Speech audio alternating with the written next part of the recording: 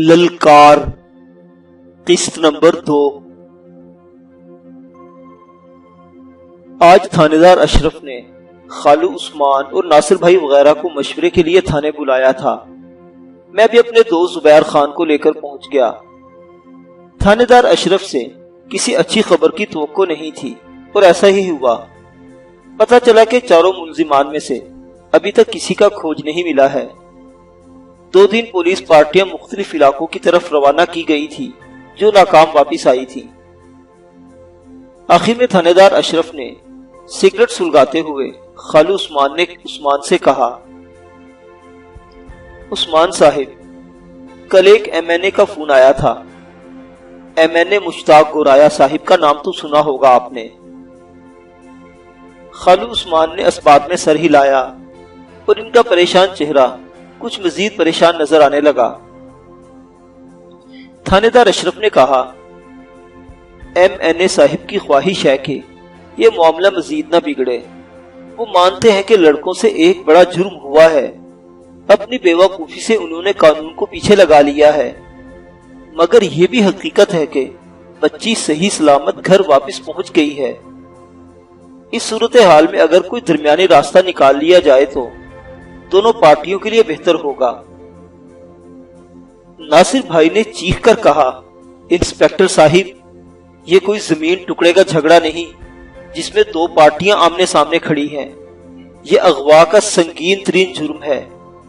MNA صاحب اس کا درمیانی راستہ کیا نکالیں گے؟ کیا ہمیں کوئی معاوضہ دیں گے؟ خدا کا خوف کرنا چاہیے انہیں۔ ہماری جو بدنامی ہوئی ہے اور ہم جس اذیت میں ہیں اس کا مداوع کوئی نہیں ہے۔ اگر کوئی تھوڑا بہت مداوع ہے تو یہی ہے کہ ہمارے ساتھ انصاف ہو، واجی اور اس کے یاروں کو ان کے کیے کی پوری سزا ملے۔ تھانے دار اشرف کا گندمی چہرہ ایک دم سرخ ہوا، پھر وہ ذرا تحمل سے بولا، دیکھو برخودار، مجھے تمہارے دکھ کا احساس ہے، لیکن مصیبت کے وقت عقل مندی اور حوصلے سے کام نہ لیا جائے تو مصیبت اور بڑھ جاتی ہے۔ میں صرف یہ کہنا چاہتا ہوں کہ قانونی کارروائی تو ہو ہی رہی ہے، تم لوگ اپنے سامنے دوسرے راستے بھی کھلے رکھو، تمام راستے بند نہیں کرنے چاہیے۔ میں نے کہا، انسپیکٹر صاحب، اس طرح یہ بھی سوچا جا سکتا ہے کہ یہ چاروں لڑکے کہیں MNA صاحب کے پاس ہی پناہ لیے ہوئے ہوں۔ بالکل ایسا ہو سکتا ہے، ناصر بھائی نے فوراً کہا، اور لوگ اس طرح کرتے ہیں۔ ایسے میں ہم MNA صاحب سے بات چیت کریں گے تو بیوقوف ہی کہلائیں گے نا۔ تھانے دار اشرف کا چہرہ ایک بار پھر سرخ ہو گیا۔ وہ خالو عثمان سے مخاطب ہو کر بولا، دیکھو عثمان صاحب، آپ کے یہ لڑکے ہر بات کو الٹا رہے ہیں، آپ ان کو سمجھائیں ورنہ معاملہ خراب بھی ہو سکتا ہے۔ مجھے آپ سے ہمدردی ہے، اس لیے یہ باتیں کہہ رہا ہوں۔ سیٹھ سراج کو پتا ہے کہ ان کے بچے سے جرم ہوا ہے، اس لیے ان کی نظر نیچی ہے، لیکن جب ان کو اپنے بچے کے بچاؤ کی کوئی صورت نظر نہیں آئے گی تو ان کا رویہ بدل جائے گا۔ وہ مثال تو آپ نے بھی سنی ہوگی کہ بلی کو جب اپنے بھاگنے کا کوئی راستہ نظر نہ آئے تو وہ گھیرنے والے کی آنکھوں کی طرف آتی ہے۔ میں خدا نہ خواستہ آپ کو ڈرا نہیں رہا ہوں، صرف یہ کہنا چاہتا ہوں کہ آپ اس معاملے کے ہر پہلو پر ذرا ٹھنڈے دل سے غور کریں۔ میں نے کچھ کہنا چاہا مگر خالو عثمان نے میرے ہاتھ پر ہاتھ رکھ کر منع کر دیا۔ یہ بات عیاں ہوتی جا رہی تھی کہ تھانے دار اشرف صاحب مخالف پارٹی کا اثر قبول کر رہا ہے۔ یہ اثر دباؤ کی شکل میں ہو سکتا تھا اور لالچ کی شکل میں بھی۔ گھر میں بھی عجیب تناؤ کی سی کیفیت تھی۔ یہ 4 یا 5ویں روز کی بات ہے۔ امی جان نے مجھے اپنے کمرے میں بلایا۔ میری چھوٹی بہن فرا کالج گئی ہوئی تھی، مجھ سے چھوٹا عاطف سویا ہوا تھا۔ امی جان کے چہرے پر گہری سنجیدگی تھی۔ وہ کہنے لگی، تابش بیٹا، پتہ نہیں کیوں مجھے لگتا ہے کہ ہم تیری خالہ صفیہ کے ساتھ کیا ہوا وعدہ نبھا نہیں سکیں گے۔ آپ کس وعدے کی بات کر رہی ہیں؟ امی نے مجھ سے نظریں ملائے بغیر کہا، دیکھو تابش، صفیہ رشتے میں میری بہن ہے، مگر میں اسے سگی بہنوں کی طرح ہی سمجھتی ہوں۔ میری بڑی خواہش تھی کہ ثروت دلہن بن کر اس گھر میں آئے۔ میں نے لرز کر کہا، تو اب کیا ہو گیا ہے امی؟ کون سی قیامت ٹوٹ پڑی ہے؟ ثروت اس گھر میں دلہن بن کر آئے گی، اور ضرور آئے گی۔ امی نے نفی میں سر ہلایا۔ تابش، تو ابھی بچہ ہے، ان باتوں کو نہیں سمجھتا۔ دیکھ جو کچھ ہو چکا ہے، اس کے بعد ہمیں بہت کچھ سوچنا پڑے گا۔ اور ہم نے کون سے شامیانے لگا کر منگنی کی تھی یا انگوٹھیاں پہنائی تھی؟ بس ایک منہ زبانی بات ہی تھی نا۔ امی، آپ کیسی باتیں کر رہی ہیں؟ مجھے تو لگتا ہے آپ کے منہ میں شاید چچی جان کی زبان آ گئی ہے۔ کیا منہ زبانی بات کوئی بات نہیں ہوتی؟ زبان پر تو لوگ جانے دے دیتے ہیں۔ آپ کو اس طرح ہرگز نہیں سوچنا چاہیے۔ میں سوچنے پر مجبور ہو رہی ہوں تابش۔ ہمارے سامنے اس کے سوا کوئی راستہ نہیں ہے کہ ہم یہ رشتہ چھوڑ دیں۔ اب تو ذرا ٹھنڈے دل سے سوچ۔ تیری چھوٹی بہن ہے، بھائی ہے، ہم نے اگلے 1-2 سالوں میں ان کے رشتے بھی ڈھونڈنے ہیں۔ ہم نے ثروت کا رشتہ کر لیا تو ثروت کے ساتھ ہی بدنامی بھی ہمارے گھر کا راستہ دیکھ لے گی۔ پھر تیری بہن کے لیے یہاں کوئی رشتہ آئے گا اور نہ تیرے بھائی کو کوئی ڈھنگ کا رشتہ ملے گا۔ امی جان، خدا کے لیے یہ دقیانوسی باتیں نہ کریں۔ ثروت ویسی ہی ہے جیسی 2 ہفتے پہلے تھی۔ وہ پاک اور معصوم ہے، اس کے ساتھ کچھ نہیں ہوا امی۔ اور اگر خدا نہ خواستہ کچھ ہو بھی جاتا تو اس کو معصوم ہی رہنا تھا۔ میں اسے بیاہنے سے پیچھے نہیں ہٹ سکتا۔ آپ پلیز ایسی باتیں نہ کریں، میرے دل کو کچھ ہونے لگتا ہے۔ اسی دوران میں ایک ہمسائی ہمارے گھر میں داخل ہو گئی۔ وہ بھی غالباً ثروت والے واقعے پر ہمدردی جتانے کے لیے آئی تھی۔ مجھے اور امی کو خاموش ہونا پڑا۔ میں چکرایا ہوا سا اپنے کمرے میں آ گیا اور بے جان سا ہو کر بیڈ پر گر گیا۔ یہ سب کیا ہو رہا تھا؟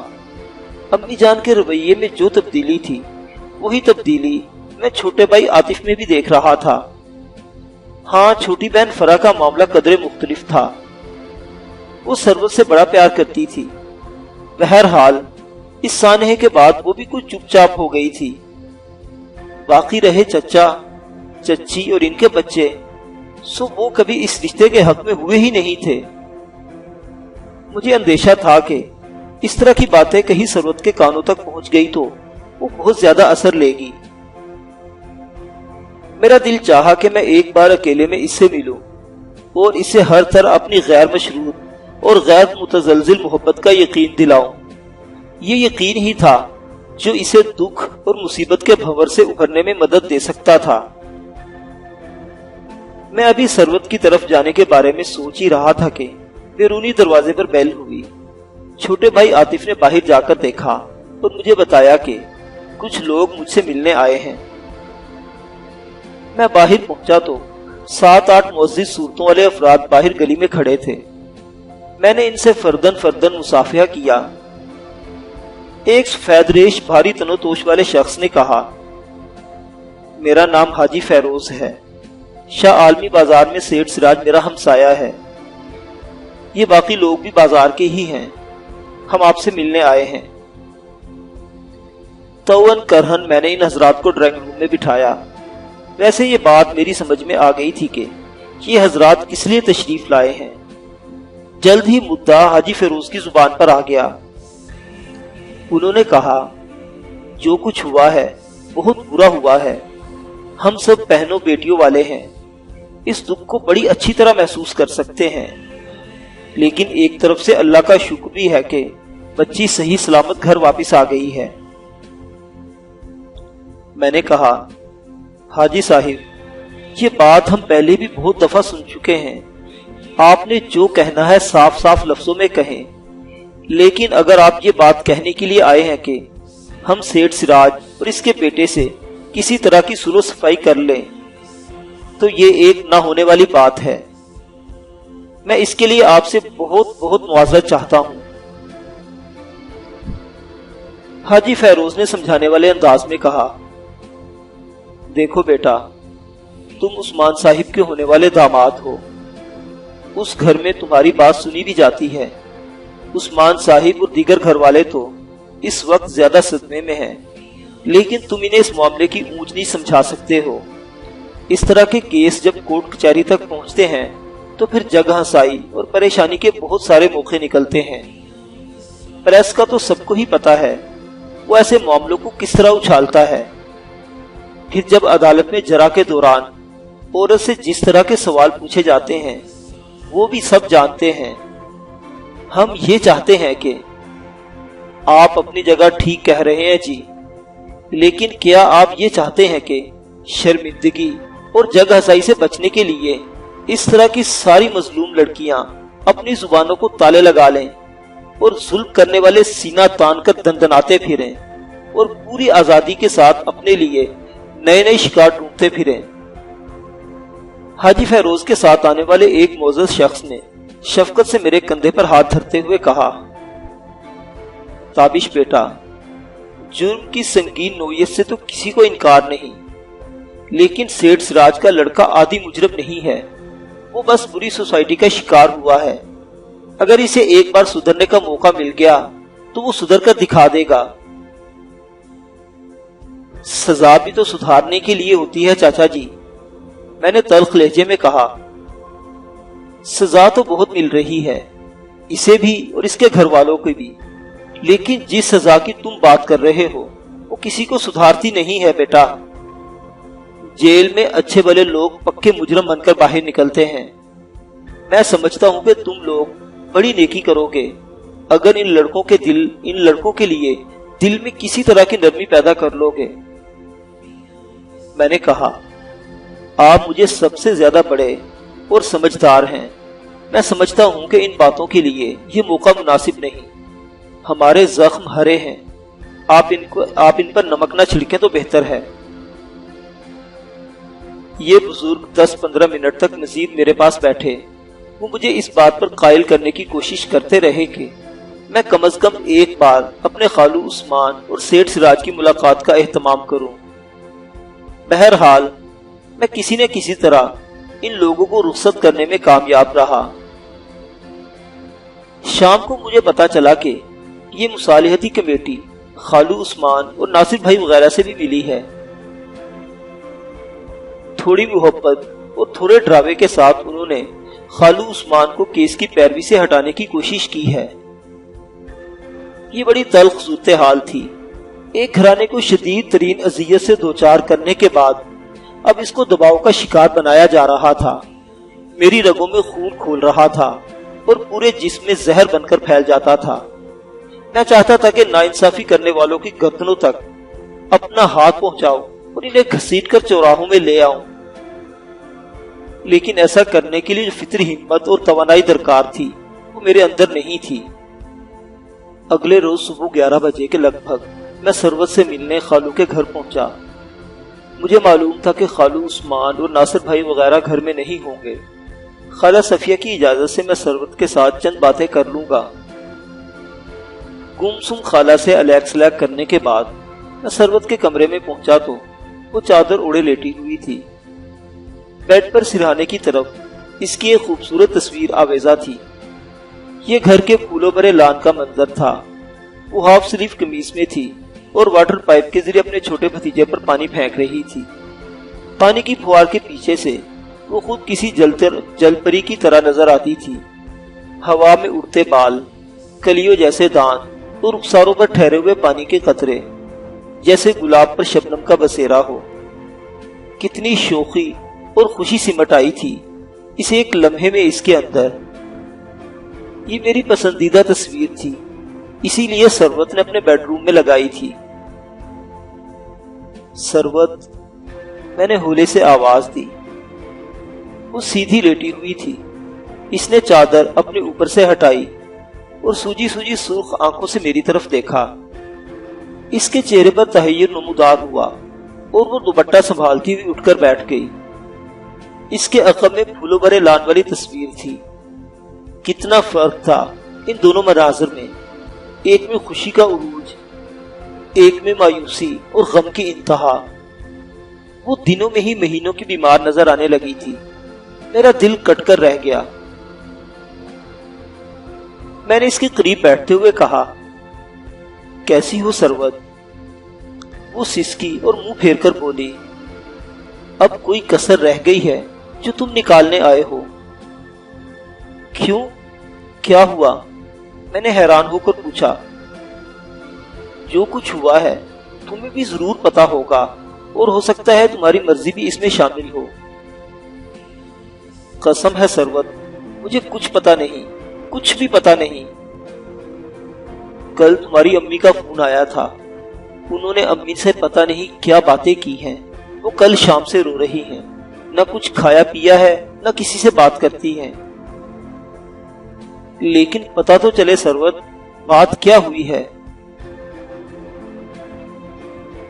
تم انجان بنو تو اور بات ہے، ورنہ تمہیں بھی اندازہ ہو گیا ہوگا۔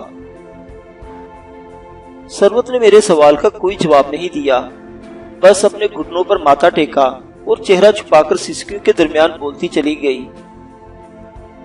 تم میری طرف سے آزاد ہو تابش، میں تم پر کوئی روک نہیں لگاؤں گی، نہ گزرے دن یاد دلا کر تم سے کوئی شکوہ شکایت کروں گی۔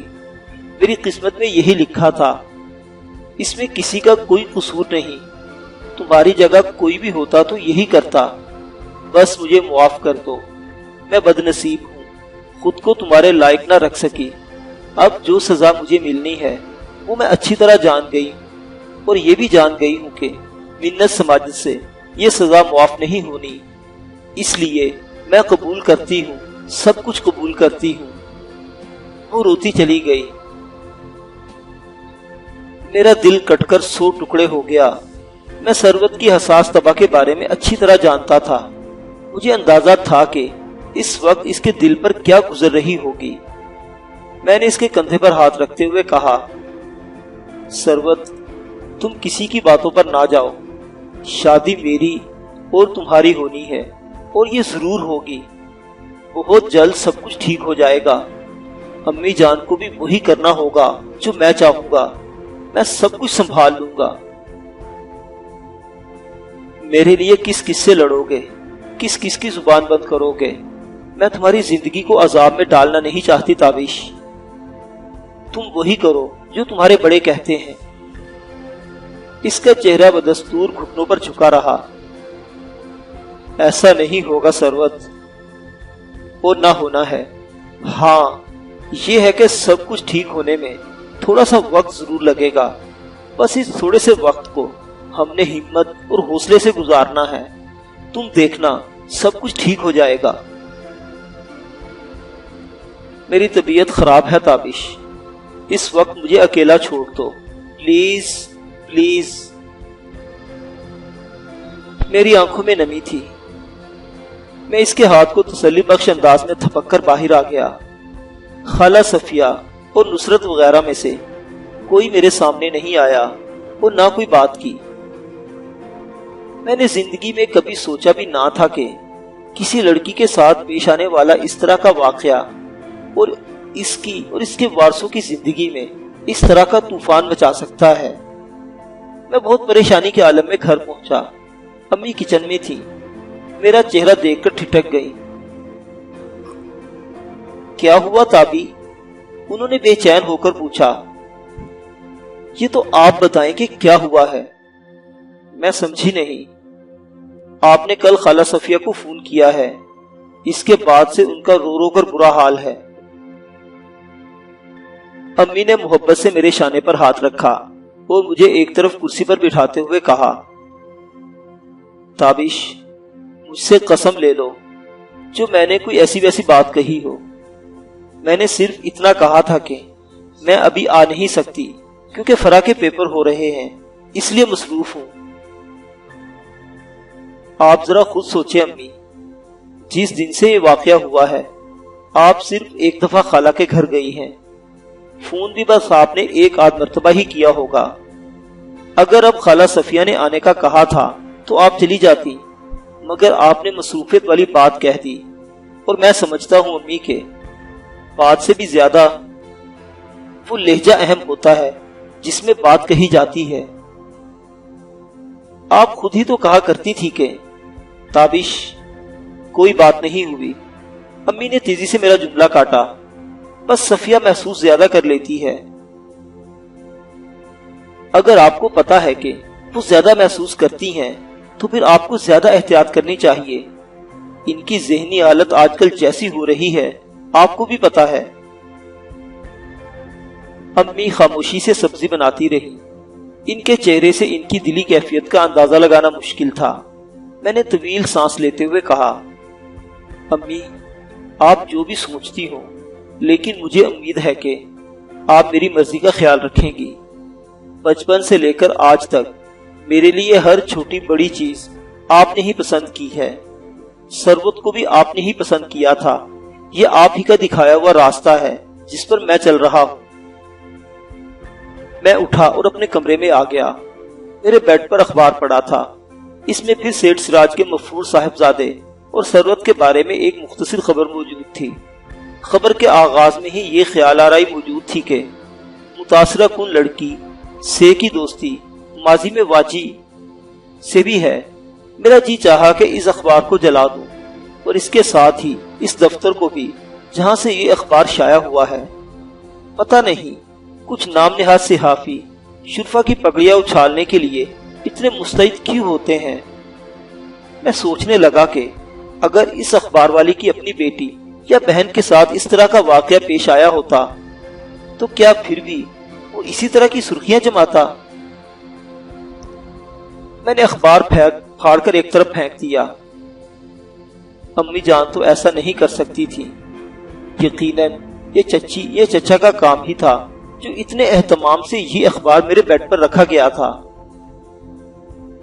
کمرہ بند کر کے میں بے قراری سے ٹہلنے لگا۔ ثروت کی ستی ہوئی صورت بار بار آنکھوں کے سامنے آ رہی تھی۔ چند ہی روز میں وہ کملایا ہوا پھول ہو گئی تھی۔ گزرے ہوئے 2 سالوں کا ایک ایک لمحہ میرے تصور میں چمکنے لگا۔ پہلی دفعہ میں نے ثروت کو پورے دھیان سے شادی کی ایک تقریب ہی میں دیکھا تھا۔ اس تقریب میں امی جان بھی اسے خاص نظروں سے دیکھا اور پھر میرے لیے منتخب کر لیا۔ خالہ صفیہ اور بھی خالو عثمان وغیرہ سے بات ہوئی اور دونوں طرف سے ہاں ہو گئی۔ منگنی کی چھوٹی سی تقریب کا ارادہ تھا مگر وہ باوجود ٹلتا رہا۔ دراصل دونوں گھرانے ایک دوسرے کے اتنے قریب آ گئے تھے کہ اس قسم کی کسی تکلف کی ضرورت ہی محسوس نہیں ہوئی۔ شروع میں ہمارے درمیان کچھ جھجک تھی، پھر عید کے موقع پر میں نے ثروت کو ایک خوبصورت عید کارڈ بھیجا۔ ثروت نے بھی فرا کے ذریعے مجھے کارڈ ارسال کیا۔ اس کے بعد کبھی کبھی فون پر ہماری مختصر بات ہونے لگی۔ ثروت عام گرل کالج کی طرح ایکسٹرا شوخ نہیں تھی۔ اس کی گفتگو میں ایک طرح کا وقار اور رکھ رکھاؤ تھا۔ اس کا یہی انداز مجھے زیادہ اچھا لگا۔ وہ اپنی عمر سے زیادہ دانائی اور سمجھ بوجھ رکھتی تھی۔ وہ خداداد ذہانت کی مالک تھی۔ انگلش اور اردو کی بے شمار شاعری اسے زبانی یاد تھی۔ دھیرے دھیرے فون پر ہماری گفتگو بے تکلف ہوتی گئی۔ پھر کبھی کبھی ہم گھر سے باہر بھی ملنے لگے۔ ہمارا ٹھکانہ زیادہ تر شیزان ہوٹل یا شاہراہ قائد اعظم کا ایک آئس کریم بار ہوتا تھا۔ ثروت ایک دھیمی لیکن مسلسل بارش کی طرح میری ذات میں سرایت کرتی چلی گئی۔ ہم نے سرما کی سنہری دوپہروں، بہار کی خوشبودار شاموں اور گرما کی چاندنی راتوں میں ایک ساتھ بہت سے خواب دیکھے۔ کبھی کبھی تو ہم مستقبل میں اس قدر کھو جاتے کہ اپنے گھر کا ڈیزائن اور اندرونی آرائش کی تفصیلات طے کرنے لگتے۔ یہ جیسے کل ہی کی آوازیں تھیں جو میرے کانوں میں گونج رہی تھی۔ ہم ریسٹورنٹ کے پرسکون ماحول میں بیٹھے تھے۔ میں نے کہا، مجھے ٹی وی لاؤنجز وغیرہ میں ذرا سا گہرا رنگ پسند ہے۔ اس معاملے میں میری پسند تھوڑی مختلف ہے۔ ٹی وی لاؤنج یا کامن روم میں مجھے ایپل وائٹ بڑا اچھا لگتا ہے۔ اس کے ساتھ ہلکے سبز پردے ہوں اور فرنیچر میں بھی اس کلر کا ٹچ ہو۔ لیکن یار، یہ ہلکا رنگ گندا بڑی جلدی ہو جاتا ہے، خاص طور سے ٹی وی لاؤنج میں۔ تو بندہ ذرا احتیاط کر لے۔ وہ چائے کی چسکی لے کر مسکرائی۔ بندہ تو احتیاط کر لیتا ہے اور کرے گا بھی، لیکن بچوں کا کیا کیا جائے؟ یہ تو چند ہفتوں بلکہ دنوں میں گلگاریاں کر دیتے ہیں۔ میں نے معنی خیز لہجے میں کہا۔ اس کے چہرے پر شفق کا رنگ لہرا گیا۔ اس نے پریشان نظروں سے دائیں بائیں دیکھا، پھر سنبھل کر بولی، بچوں کو سکھایا جائے تو وہ سب کچھ سیکھ جاتے ہیں۔ یہ بڑے ہی ہوتے ہیں جن کی عقل میں کوئی بات نہیں آتی۔ اگر بڑوں سے مراد میں ہوں تو میں نے کون سی ایسی بے عقلی کی ہے؟ کوئی ایک ہو تو بتاؤں، ہر وقت تو ستاتے ہو۔ وہ ہلکی سی شوخی سے بولی۔ میرے لہو میں میٹھا میٹھا درد جاگ اٹھا۔ اچھا، کوئی ایک بے عقلی تو بتاؤ، میں نے لطف لینے والے انداز میں کہا۔ ایک بے عقلی تو جناب اب بھی فرما رہے ہیں، 1000 دفعہ کہا ہے کہ ریسٹورنٹ میں آہستہ بولا کرو۔ زیادہ آہستہ بولنے سے بھی لوگ شک میں مبتلا ہو جاتے ہیں۔ لوگوں کو تو کام ہی شک کرنا ہے۔